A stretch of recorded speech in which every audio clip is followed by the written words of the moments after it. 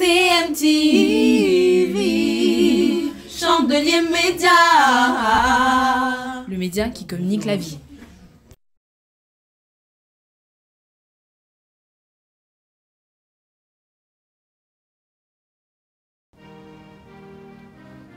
Chers frères et sœurs, chers amis, que la grâce et la paix vous soient données de la part de Dieu notre Père et de son Fils Jésus-Christ. Ma lettre d'aujourd'hui a pour objet de vous entretenir de la patience. La patience qui est une des vertus et un des fruits de l'esprit. La patience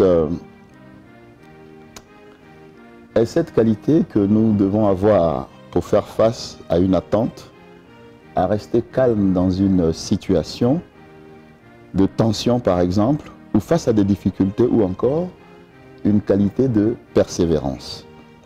Le comportement face au comportement pénible d'une personne irritante, c'est aussi persévérer dans une entreprise longue et pleine d'obstacles, ou encore attendre quelqu'un ou quelque chose qui tarde sans marquer d'impatience. Et je voudrais simplement souligner que la patience n'est pas la résignation, mais au contraire, elle permet donc de persévérer, de continuer à prier, à attendre et à travailler, car elle tend vers un résultat. Elle est étroitement associée à la foi, dans laquelle elle permet de persévérer. La patience est sans aucun doute la vertu qui nous manque le plus aujourd'hui dans notre siècle de vitesse et d'instantanéité.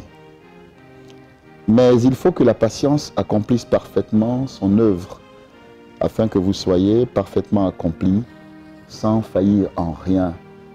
Vous voyez, c'est un peu ce que nous dit l'apôtre dans son épître à Jacques.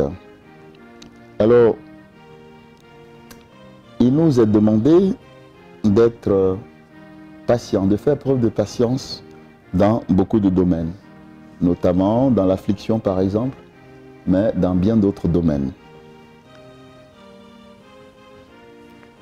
La patience peut être une épreuve parfois pour nous, parce que nous sommes souvent pressés dans notre monde d'aujourd'hui, comme je le disais, et nous sommes donc exhortés à la patience dans différents domaines, notamment à l'égard des autres, ceux du monde au milieu desquels nous vivons, avec nos proches, dans notre famille, avec les frères et sœurs en Christ, car combien de fois nous n'avons pas rencontré des occasions de nous énerver contre un frère, fût-il un frère ou une sœur en Christ, et parfois notre nature pécheresse, le vieil homme nous rattrape et nous faisons preuve d'impatience.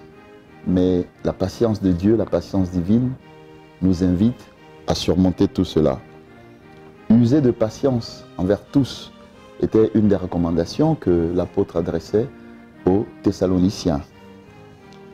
Je vous exhorte donc, moi, le prisonnier dans le Seigneur, à marcher d'une manière digne de la vocation qui vous a été adressée en toute humilité et douceur, avec patience, vous supportant les uns les autres. Nous sommes exhortés également à faire patience dans l'attente de l'accomplissement des promesses et des paroles de Dieu. Nous désirons que chacun de vous montre le même zèle, nous disait l'apôtre, et à conserver jusqu'à la fin la pleine espérance, en sorte que vous ne relâchiez point et que vous imitiez ceux par qui la foi et la persévérance héritent des promesses. Et en écrivant aux Hébreux, Paul leur avait dit cela, et je reprends également cette exhortation et que je vous adresse pour ma part. Soyez donc patients, frères et sœurs, jusqu'à l'avènement du Seigneur. Vous voyez, je vous donne l'exemple du laboureur qui attend le précieux fruit de la terre, prenant patience à son égard, jusqu'à ce qu'il ait reçu les pluies de la première et de l'arrière-saison. Nous sommes également invités à faire preuve de patience dans l'attente de l'exaucement de nos prières. Il est écrit qu'il est bon d'attendre en silence le secours de l'Éternel. Et puis nous sommes également invités à faire preuve de patience dans l'épreuve, la souffrance et les difficultés. Voyez, et en cela, la parole de Dieu nous dit de prendre pour l'exemple les modèles de souffrance et de patience tels que les prophètes qui ont parlé au nom du Seigneur. Voici, nous disons, bienheureux ceux qui ont souffert patiemment. Vous avez entendu parler de la patience de Job, certainement. Nous savons tous comment il a souffert, comment cette patience a été une épreuve pour son épouse qui, dans un moment d'emportement, lui a dit « Maudit Dieu et meurs !» Mais Job n'a pas cédé à cette impatience de la part de sa femme. Et c'est à cela aussi que je voudrais que nous attachions notre cœur. Notamment aujourd'hui, nous avons besoin d'apprendre cette patience. Pourquoi? Parce que nous sommes au siècle de la vitesse. Les avions, les voitures, les trains et autres moyens de transport sont de plus en plus rapides. Vous voyez, il fut un temps, il fallait pratiquement 12 heures pour allier Paris à Marseille. Mais aujourd'hui, en moins de 4 heures ou 5 heures, on arrive à aller dans ces distances-là, à couvrir ces distances. Alors la communication également se réalise dans des fractions de secondes. Vous voyez, avec l'Internet, tout va très vite. En un clic, on peut échanger un paquet de données. On peut envoyer une lettre entière à des parents restés loin de nous. Alors nous avons perdu la notion de l'attente patiente et nous avons oublié que la patience fait partie des vertus que Dieu désire trouver en nous. La patience, fruit de l'esprit, c'est de cela que, effectivement, je vous parle. Et certains, à force de discipline personnelle, peuvent acquérir de la patience. Mais je voudrais dire que notre recours est de chercher la communion du Seigneur, de chercher à faire croître en nous la patience que produit l'Esprit Saint. Pour toi, homme de Dieu, fuis ces choses et recherche la justice, la piété, la foi, la charité, la patience, la douceur. C'est là une exhortation que Paul adressait à Timothée et nous la reprenons également à notre compte parce que la patience est effectivement une des vertus les moins bien partagées aujourd'hui. Et lorsqu'il s'agit d'acquérir la patience, il y a premièrement le désir de l'esprit qui dirige nos cœurs vers le but et qui nous conduira vers la prière, l'effort personnel et la vigilance. En fait, il y a deux choses essentielles. Être et demeurer attaché au Seigneur Jésus-Christ et deuxièmement, être livré et soumis au Saint-Esprit.